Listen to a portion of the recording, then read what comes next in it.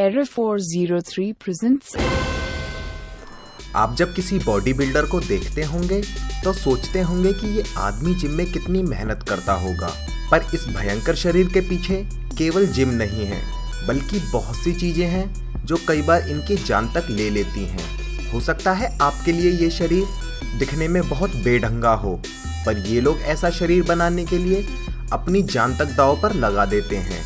हमने ऐसी ही एक सूची आपके लिए तैयार करी है जो आपको सोचने पर मजबूर कर देगी कि ये बॉडी बिल्डर्स असलियत में कर क्या रहे हैं।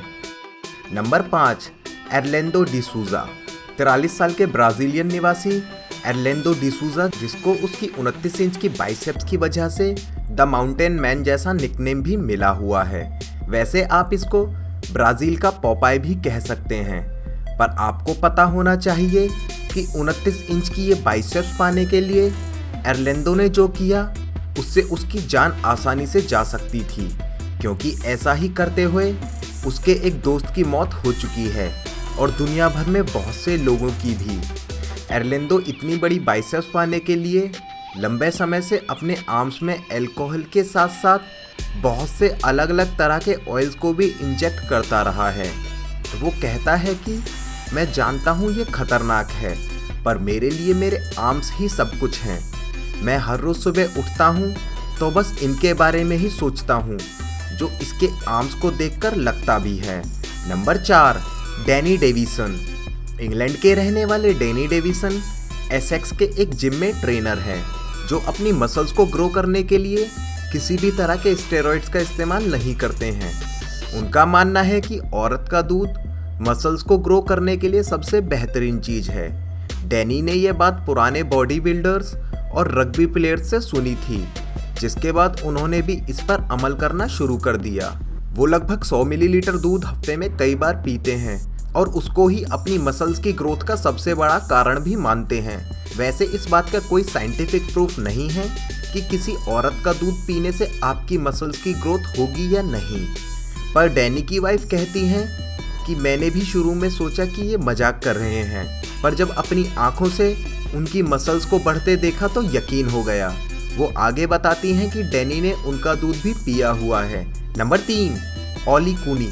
16 साल की उम्र में बॉडी बिल्डिंग शुरू कर देने वाले ओली कूनी ने अपने शरीर को जल्दी से जल्दी बढ़ाने के लिए और बॉडी बिल्डर्स की तरह ही स्टेरॉइड्स का सहारा लिया, पर वो इनका इस्तेमाल इतना ज़्यादा कर रहे थे कि उसके 18 साल के होने तक डॉक्टर्स उसको इसके इस्तेमाल के लिए पूरी तरह से मना कर चुके थे।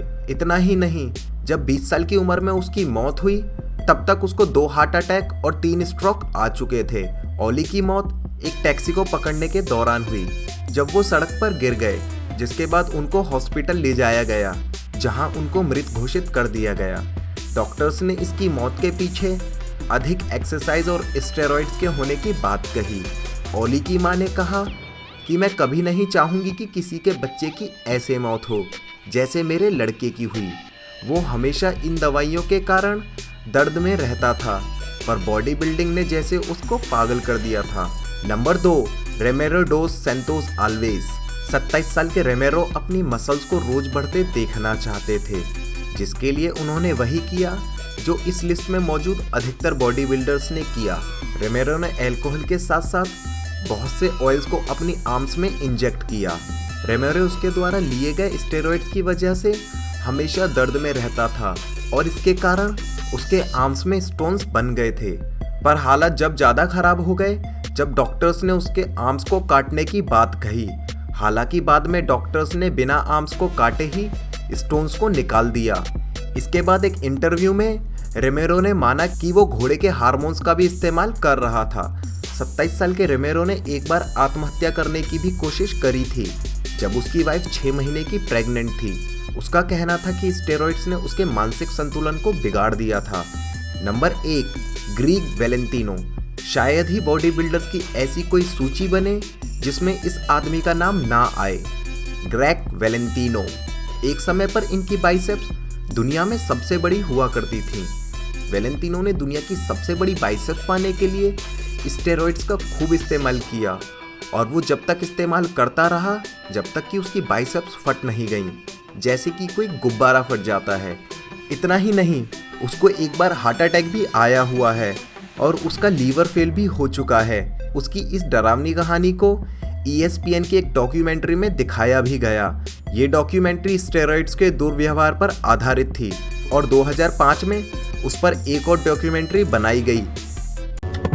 आपको हमारा ये वीडियो कैसा लगा हमें कमेंट बॉक्स में ज़रूर बताएं और वीडियो को शेयर और लाइक करना ना भूलें।